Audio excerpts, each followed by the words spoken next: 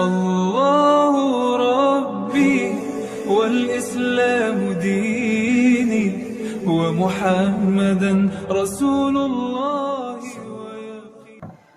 Nah, kalau sudah mati akan diri kita, udah fana diri kita, udah lenyap diri kita, disitulah nyatanya Allah itu. Disitulah terlihatnya Allah itu. Inilah yang dikatakan oleh Rasul kepada kita. Arafun nas man arafu li nafsi. Siapa yang telah mengenal akan dirinya, dirinya tidak ada. Dirinya telah mati, dirinya telah fana. Disitulah dia mengenal akan Tuhannya. Dalam hadis yang lain, yang setara maknanya dengan kalimat itu, dikatakan, man arafa nafsahu faqad arafa rabbahu.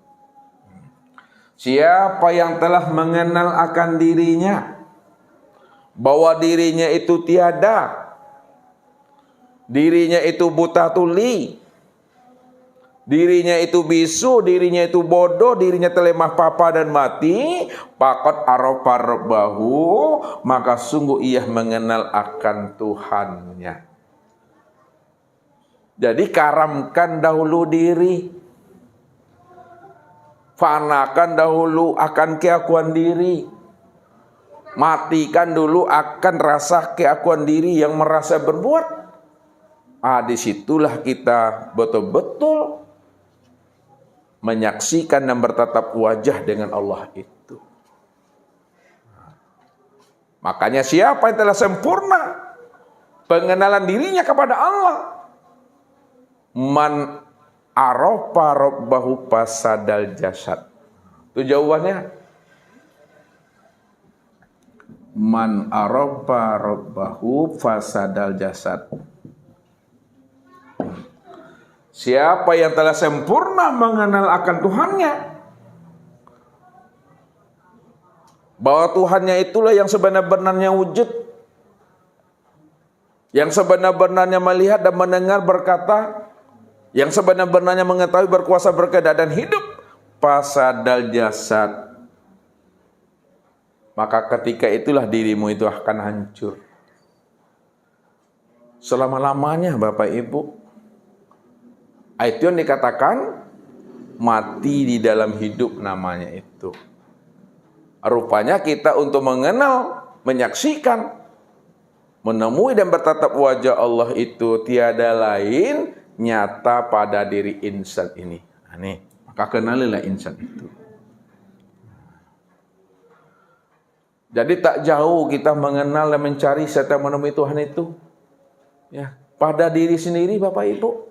Ini yang dijelaskan. Man talabal maulah bi ghairi nafsin faqad dolalam ba'idah. Barang siapa ingin mencari aku keluar daripada dirinya, maka dia akan tersesat jauh.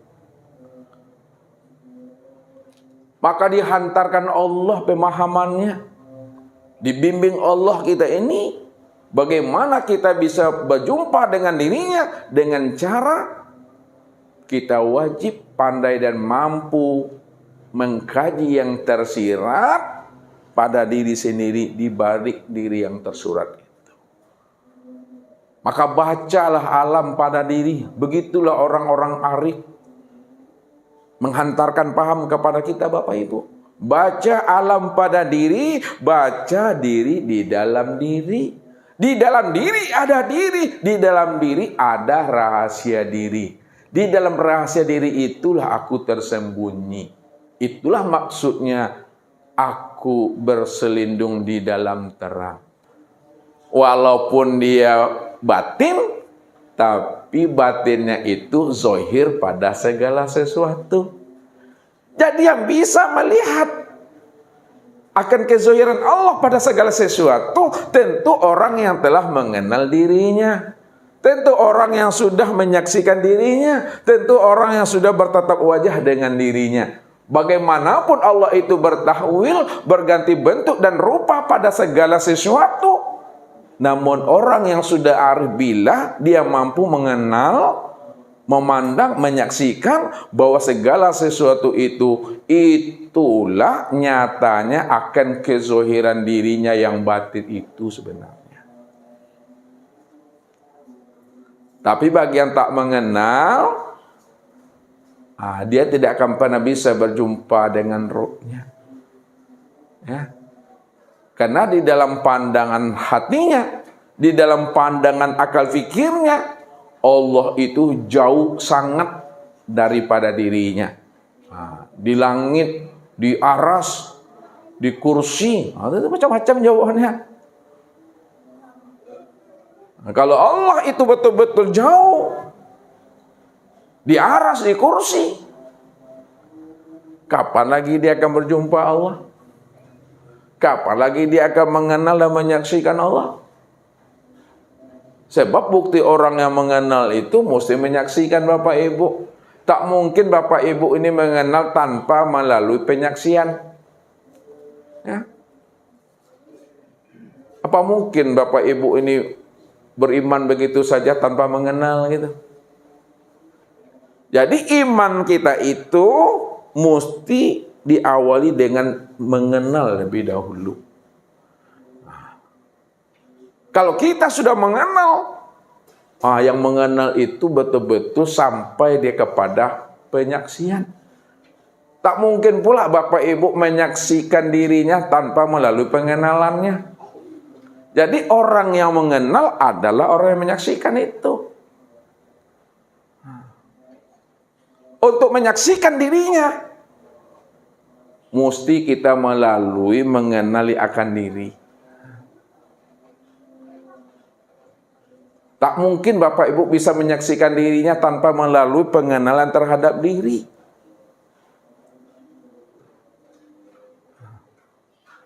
Dan tak mungkin pula Bapak Ibu mampu mengenal akan diri tanpa mematikan diri. Selama diri kita tidak mati, maka selama itu kita tidak akan pernah bisa menyaksikan akan dirinya. Selama diri kita ini wujud, maka selama itu pula kita tidak akan pernah mengenal akan kewujudan dirinya. Kenapa? Karena diri Bapak Ibu itu sebagai tabir untuk memandang dan menyaksikan akan dirinya. Diri kita ini sebagai hijab untuk mengenal dirinya. Diri kita ini sebagai tirai, sebagai penghalang, sebagai tabit, tembok pemisah. Sulit bagi diri kita untuk mengenal dirinya. Makanya supaya kita bisa mengenal dirinya, menyaksikan dirinya, hancurkan diri ini. Ya. Leburkan diri ini, matikan diri ini, binasakan diri ini. Kalau diri ini sudah lebur, sudah mati, sudah binasa, maka barulah kita berjumpa akan dirinya. Berjumpa yang bagaimana? Berjumpa di dalam paham. Berjumpa di dalam rasa. Orang Minang menyebutkan Bapak Ibu, raso dibawa naik, pereso dibawa turun. Raso yanglah bisa dirasakan. Bagaimana cara menghancurkan diri? Bagaimana cara mematikan diri di waktu hidup sebelum habisnya usia umur? Supaya kita betul-betul bisa mengenal, menyaksikan wujud yang seakmal diri itu. Kita lihat. Ya, insan ini, diri insan itu ada tubuh. Ada hati. Ada ruh, ada sir. Nah, lihat cara untuk menghancurkan diri kita ini. Sebab kalau udah hancur diri kita, kita akan berjumpa dengan Tuhan itu. Yang pertama, ini yang disebut namanya dengan jalan tarki. Ini tarki namanya. Kita bilang tarki.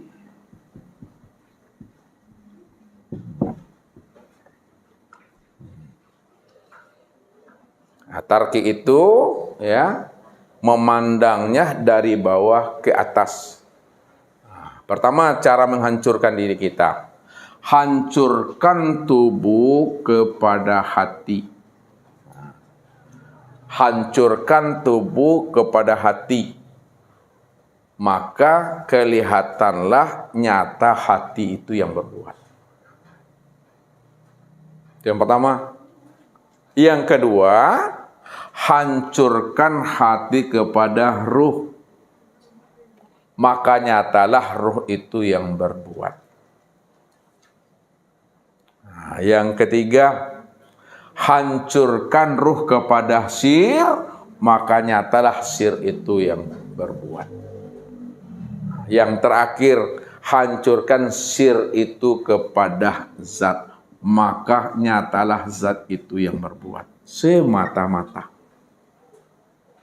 Jadi tidak ada lagi diri kita itu yang mengaku merasa dirinya berbuat. Tubuh tidak ada lagi ada pengakuan dirinya berbuat.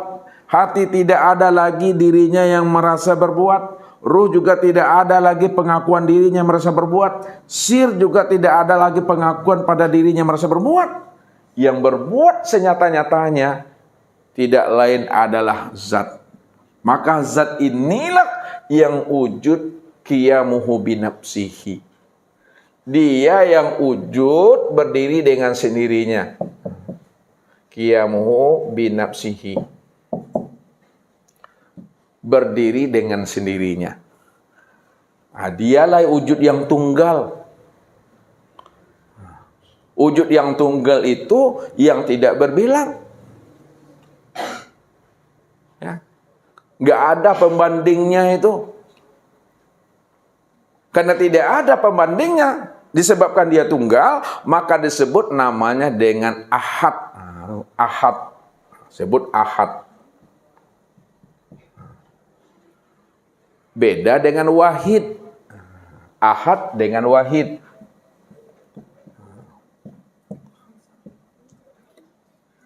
Apa bedanya ahad dengan wahid? Kalau ahad, tunggal tidak berbilang. Cuma dirinya seorang yang ada. Maksudnya, tak ada duanya, tak ada pembandingnya. Nah, itu tuh. Kalau dirinya cuma yang ada, dan tidak ada pembandingnya, maka jangan bandingkan dirinya dengan sesuatu. Karena sesuatu itu tiada lain adalah wujudnya jua. Jangan bandingkan dirinya dengan sesuatu. Karena sesuatu itu pun juga tidak ada. Yang ada hanya dirinya semata-mata. Itu yang ahad itu. Tapi kalau wahid, satu ada duanya. Nah, dalam surah Ikhlas itu bunyinya ahad atau wahid Bapak Ibu? Apa bunyinya surah Ikhlas itu? Qul huwallahu. Adakah di situ qul huwallahu wahid? Enggak. Ahad yang dipakai. Ahad itu menunjukkan satu tidak ada duanya, satu tidak ada pembandingnya. Nah, inilah makna laisa itu Bapak Ibu. Makna laisa itu tidak bisa kita membandingkan Allah dengan segala sesuatu, karena segala sesuatu itu nggak ada. Barang yang tak ada mana bisa disandingkan dengan yang ada? Ya, nggak bisa kita serupakan Allah itu dengan sesuatu, karena sesuatu itu tidak ada. Kalau disebutkan juga sesuatu itu juga kenyataan dirinya yang maha ada tadi, yang maha ahad itu. Nah, itu yang namanya ahad itu. Ya, tidak ada duanya, tidak ada pembandingnya. Hanya dia yang berdiri semata-mata. Kalau dia yang berdiri semata-mata, dia cuma yang wujud, dia cuma yang tunggal. Itu maknanya dialah yang nyata pada segala sesuatu. Dialah yang wujud secara terang jelas pada segala sesuatu. Kalaulah dia yang wujud secara nyata, terang dan jelas pada segala sesuatu, itu maknanya segala sesuatu itu kenyataan daripada dirinya sendiri. Nah, itu hakikatnya. Nah, lihat makrifat dengan hakikat ya. Nah, lihat. Makrifat dan hakikat. Sekarang makrifatnya dulu. Makrifatnya tadi bagaimana Pak Jul? Kalau makrifatnya tadi itu dia ada pembandingnya atau tidak? Tidak. Adakah sesuatu selain daripada dirinya? Tidak. Kalau tidak ada sesuatu selain dirinya, lalu siapa yang ada? Ah, dia sendiri. Lihat. Kalau dirinya cuma yang ada dengan sendirinya, secara pandangan makrifat, maka dialah, dirinya lah, ya, yang wujud ini. Nah, dialah yang wujud pada segala yang ada ini. Allah itulah ya yang wujud pada segala yang ada. Allah itulah yang wujud pada segala yang nyata. Allah itulah yang wujud pada segala yang ada. Kalaulah Allah itu yang wujud pada segala yang ada, segala yang nyata, segala yang zahir, maka pandangan hakikatnya segala yang ada, segala yang zahir, segala yang wujud, itulah kenyataan daripada dirinya sendiri. Nah, jadi kalau makrifat, Allahnya didahulukan. Kalau hakikat, wujudnya didahulukan. Jadi makrifat itu Allah lah yang wujud pada segala sesuatu. Itu makrifat. Kalau hakikatnya, segala sesuatu itu, itulah wujud dirinya Allah. Patrika lagi. Tidak ada segala yang wujud, segala yang nyata, segala yang terang, segala yang jelas, melainkan hanya dirinya semata-mata. Disitulah maknanya Allah itu berselindung di dalam terang. Walaupun dirinya dikatakan batin, batinnya itu telah zuhir, batinnya itu telah nyata pada segala sesuatu. Maka segala sesuatu itu, itulah kenyataan dirinya yang sebenar-benarnya. Segala yang wujud ini, itulah wujud dirinya yang sebenar-benarnya. Tidak ada wujud yang lain di luar dirinya. Kalau ada wujud yang lain di luar dirinya, berarti masih ada pembanding dirinya. Padahal dia dikatakan tadi apa? Ahad. Kalau ada pembanding dirinya, belum disebut ahad. Ahad itu tidak ada pembandingnya. Itu memandangnya secara tarki namanya. Hancurkan tubuh pada hati, hancurkan hati pada ruh, hancurkan ruh pada syir, hancurkan syir pada zat. Maka nyatalah zat yang berdiri dengan sendirinya. Tarki. Sekarang lakukan lagi namanya tanazul. Hanya dua itu ilmunya. Tanazul memandang dari atas ke bawah. Dari zat nih. Dari zat ke bawah. Ini disebut namanya tanazul. Cara memandangnya yang disebut namanya tanazul, nyatanya ya, kudrat dan iradat zat ya pada sir, maka kelihatanlah sir itu yang berbuat.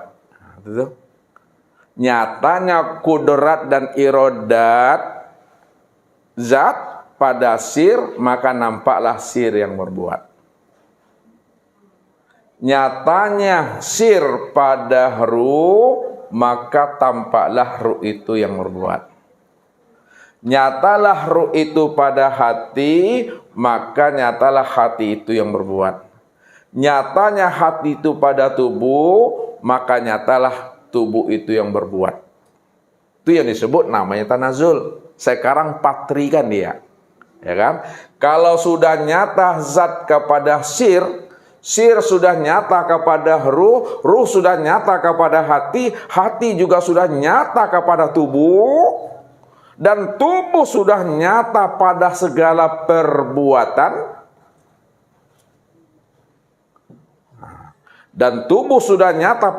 perbuatan, maka mempatrikannya segala perbuatan yang nyata pada tubuh alam semesta dan tubuh insan itu sebenar-benarnya adalah nyatanya perbuatan zat. Ini dia. Allahu Rabbi wal Islam dini wa Muhammadan Rasulullah.